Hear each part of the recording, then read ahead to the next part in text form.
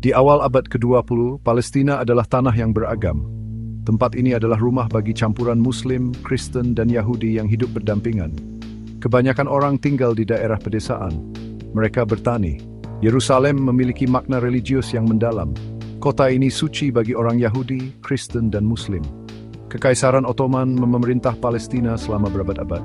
Pada awal tahun 1940-an, Kekaisaran Ottoman mulai melemah. Kekuatan Eropa bersaing untuk mendapatkan pengaruh di wilayah tersebut. Zionisme, sebuah gerakan yang mengadvokasi negara Yahudi di Palestina, mendapatkan momentum. Imigrasi Yahudi ke Palestina meningkat. Hal ini memicu ketegangan dengan penduduk Arab. Panggung telah disiapkan untuk konflik selama seabad. Hilangnya Kekaisaran Ottoman menciptakan kekosongan. Kelompok-kelompok yang berbeda memiliki visi yang berbeda untuk masa depan Palestina.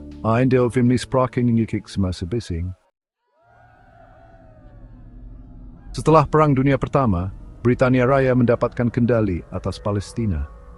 Ini berada di bawah mandat dari Liga Bangsa-Bangsa. Mandat Inggris adalah untuk mempersiapkan Palestina menuju kemerdekaan. Inggris membuat janji yang bertentangan kepada orang Yahudi dan Arab. Mereka menjanjikan sebuah tanah air nasional di Palestina kepada orang Yahudi. Pada saat yang sama, mereka berjanji untuk mendukung penentuan nasib sendiri bangsa Arab. Imigrasi Yahudi ke Palestina terus meningkat. Hal ini menyebabkan meningkatnya ketegangan dan kekerasan antara orang Yahudi dan Arab.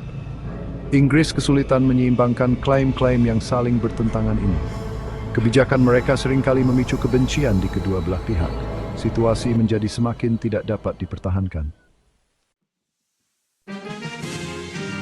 Pada tahun 1947, Perserikatan Bangsa-Bangsa mengusulkan pembagian Palestina. Mereka ingin menciptakan dua negara, satu Yahudi dan satu Arab. Rencana tersebut diterima oleh para pemimpin Yahudi, tetapi ditolak oleh para pemimpin Arab. Mereka melihatnya sebagai ketidakadilan. Mereka merasa itu merampas tanah mereka. Perang pecah pada tahun 1948. Pasukan Yahudi muncul sebagai pemenang. Israel mendeklarasikan kemerdekaan. Ratusan ribu orang Palestina melarikan diri atau diusir dari rumah mereka. Peristiwa ini dikenal sebagai Nakbah atau bencana dalam bahasa Arab. Perang tahun 1948 memiliki dampak yang mendalam di wilayah tersebut. Perang ini menciptakan masalah pengungsi Palestina. Ini juga menyebabkan konflik Arab-Israel yang berlanjut hingga hari ini. Pada tahun 1967, perang kembali meletus antara Israel dan negara-negara tetangganya yang Arab. Perang 6 hari, begitulah sebutannya, merupakan kemenangan yang menentukan bagi Israel. Israel merebut kendali atas tepi barat, Yerusalem Timur, jalur Gaza, dan dataran tinggi Golan. Kemenangan ini memiliki konsekuensi yang luas. Ini semakin menggusur warga Palestina dan menyebabkan pendudukan Israel atas wilayah Palestina.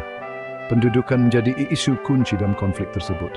Ini terus membentuk kubu orang Israel dan Palestina saya.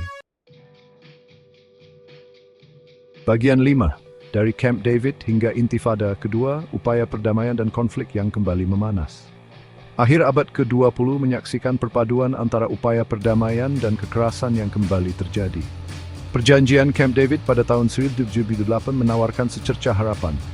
Perjanjian ini menghasilkan perjanjian damai antara Israel dan Mesir.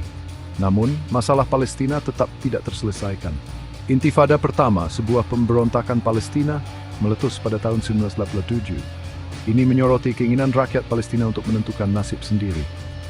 Perjanjian Oslo pada tahun 1990-an bertujuan untuk membawa perdamaian. Perjanjian ini membentuk otoritas Palestina yang memberikan pemerintahan sendiri terbatas kepada Palestina di beberapa bagian tepi barat dan jalur Gaza.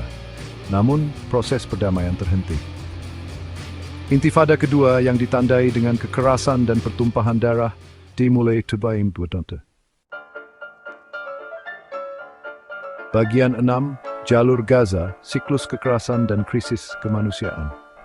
Jalur Gaza, sebuah kantong pesisir yang padat penduduk, telah menjadi titik fokus konflik. Dikendalikan oleh Hamas sejak tahun 2007, Gaza telah mengalami putaran konflik yang berulang dengan Israel. Blokade Israel yang diberlakukan setelah Hamas mengambil alih telah sangat membatasi pergerakan orang dan barang masuk dan keluar Gaza. Ini telah menciptakan situasi kemanusiaan yang mengerikan. Rakyat Gaza menghadapi kemiskinan, pengangguran, dan kekurangan kebutuhan pokok. Siklus kekerasan dan penderitaan kemanusiaan sering menimbulkan nasional. Bagian 7 Komunitas Internasional dan Konflik Israel-Palestina, Sejarah Keterlibatan dan Kebuntuan. Komunitas internasional telah lama terlibat dalam upaya untuk menyelesaikan konflik Israel-Palestina. Perserikatan Bangsa-Bangsa telah memainkan peran sentral. PBB telah mengeluarkan banyak resolusi yang menyerukan perdamaian dan solusi dua negara.